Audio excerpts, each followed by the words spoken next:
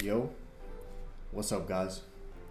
This video is gonna be about the highs and the lows uh, when buying your first home, and really how to expect that roller coaster ride and how to manage it and go through with it, right?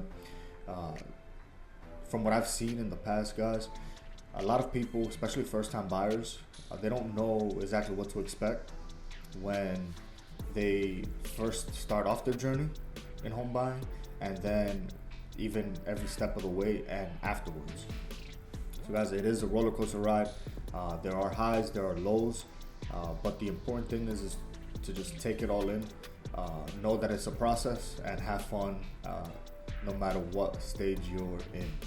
All right, now this one, you might gain something out of it, or it might relate if you bought property before, if you invested in properties before, but think back of when you first got into real estate, or first buy your first house, and you might resonate a little bit with this one. All right, so let's get into it. So first thing is the excitement, right? That's the first high on the roller coaster ride. It's like that, when you're on, say, one of the rides, and you're anticipating that first climb up, right? That's what this is. That's the stage of first wanting to buy the house, going through the pre-approval process, going online on websites and checking out houses and seeing all the possibilities. That's like that anticipation, that build up, that first kind of step, right?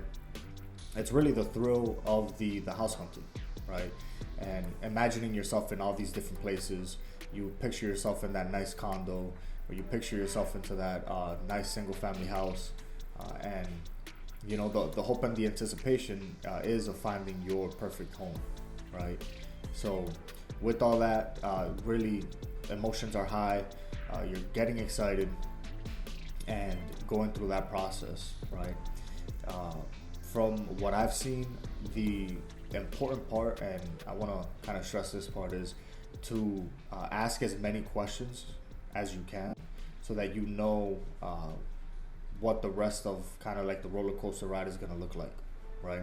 If you have all your answers from the beginning, it's like going back to a roller coaster ride. It's like if you are asking the attendant or the person that's helping you out what the roller coaster ride is going to be like. And they tell you, hey, you're going to experience that first descent, you're going to experience all these loops, these turns, and you're better prepared. And when those things come, you're a little bit more, while it's still going to be exciting, you're still going to at least know what to expect, right? So that's this part. So the next part, and kind of like that kind of first low, I'll call it, is the stress of not only seeing the houses, because seeing the houses is the fun part, but really the stresses of negotiating offers, submitting offers, and unfortunately it does happen, is handling rejection.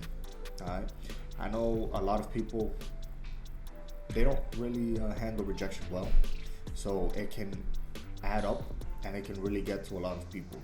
I've had clients in the past that's been had 10, 15 offers rejected, and their heads are low, they're very discouraged, and I try and guide them through it. It's part of the process. Unfortunately, it is part of just life in general, right? So the competition can really impact people, making those competitive offers, navigating through bidding wars, having someone by your side, whether it's your fellow agent or someone that's bought property before, to kind of lean on, to kind of talk about these type of things. Why did it get rejected? What's going on? Because 9 times out of 10, it's factors outside of your control, right?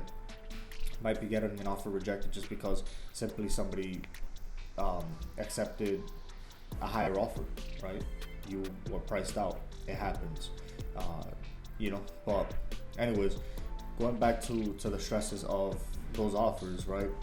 It can be an emotional strain on people. I've seen it firsthand, right?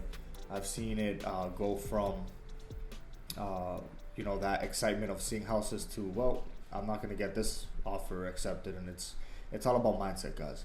you got to keep that positive mindset that even if, you've had 5 offers rejected in one weekend, the next house that you're going to see, there's potential in your offer getting accepted, right? So just keep that positive mindset, that kind of abundance mindset of knowing that there's still a chance, all right?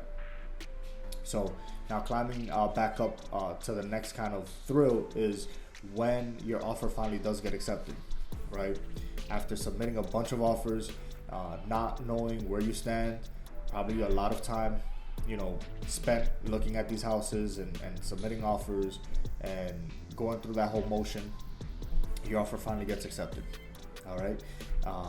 It's the joy that everybody wants to see, feel, and kind of get over with, right? Of finally, our offer got accepted. Like, this is our house. You start imagining what it's like to live in the house.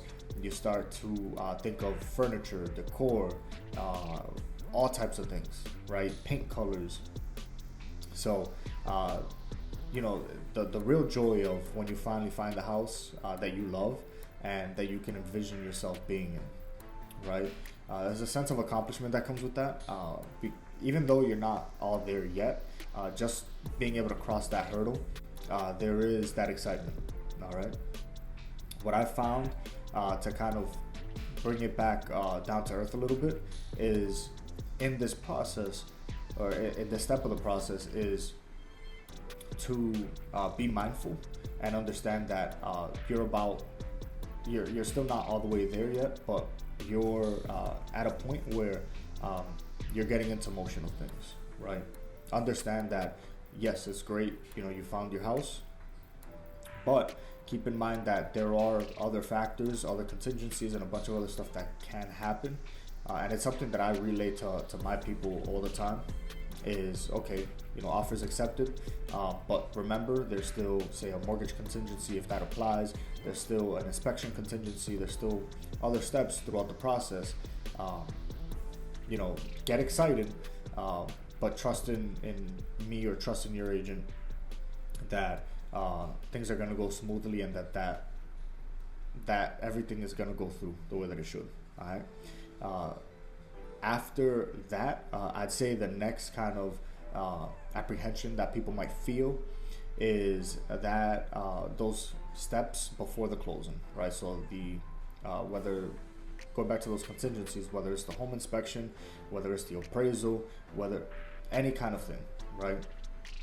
Any kind of thing can add to the anxiety that buyers could feel, that might question, well, are we going to close, right? Is this going to go through, right? And it could be things too, like, let's say if there's contingencies of people needing, or the seller needing to buy another house, like that anxiety of, all right, when are they going to find another house? Am I going to be on time to be able to close? What's going on? All those things factor in and add to that apprehension before that closing, because it's a lot of unknowns and a lot of moving parts, right? Are there any issues with title? Are there any documents for the mortgage company? All that type of stuff. Like, I can't stress enough, and it all depends on the mortgage companies and stuff like that, but people or clients do, submitting paperwork and getting the paperwork through. It can be a hassle for some folks because people work, people have their lives and stuff like that. So, getting that paperwork in can be stressful for some people. All right, and that just adds to that part of the process, that kind of next low, I'll call it, right? Also, another big one is the fear of making the wrong decision, right? There's been people that they submit an offer, get it accepted, go through the motion and ask themselves, like, is this the right move? Like, should I have maybe waited, or should I look into another house, or that type of thing. So it does happen. There are unexpected issues that do pop up, but again, guys, it's riding the roller coaster, understanding the whole process of things. All right. Then the final kind of high and moving on to kind of the end of the ride, right? That final kind of twist, I'll say, is the emotional aftermath of everything, right? So everything's gone through, you got your clear to close, and you are ecstatic, like beyond measure. Like the lender said you're good to go, the realtor said you're good to go, everybody's on the same page, and you're closing, say, in 3 days, right? You get the final paperwork signed, perfect. That day of the closing is like no other, right? You're nervous, you might be sweating a little bit, you might be smiling the entire day, you might not know what to expect, right? But the emotions are running that day, absolutely running. There's been times where at the closing table, people are asking questions, and you can kind of feel the nervousness because of whether they're apprehensive of asking questions or asking questions that they might already know the answer to. That you can kind of gauge the nervousness there, right? So, but it all comes, with that feeling of stability afterwards. Like, you're done with the process. This is it. This is my house. This is where I'm gonna be, right? And that pride when you close, it's like I said, it's like no other. There are sometimes like post-purchase kind of doubts. I'll call it like buyer's remorse, because guys, keep in mind, it's the largest investment a lot of people ever make in their life, right? So naturally, there's gonna be buyer's remorse. If there's buyer's remorse sometimes for a t-shirt, I can't imagine that there wouldn't be at least 1% when it comes to buying a house, right? But again, it's about navigating through that, asking the right questions, and making sure that you're getting the answers that you need, all right? But it does happen. Don't feel overwhelmed. There is a lot of responsibility that comes with home ownership, and that's one of the things that it's where the work kind of lies ahead, right? So once the house is yours, you've closed on it, then it kind of settles in of, okay, well, now I have to fix the carpet or get that painted and all that type of stuff. But that's a whole different type of stress and a whole different type of element to it. So hey guys, I just wanted to make this quick video and walk you through kind of the emotions and on buying your first home, and the kind of like how I compare it to a roller coaster ride in a way. The ups and downs throughout the whole process, and just wanted to see if it resonated with anyone. So if it did, drop a comment. I'd appreciate it, and I'd love to hear from you. Other than that, share the video, like, subscribe, and I'll see y'all in the next one. Take care.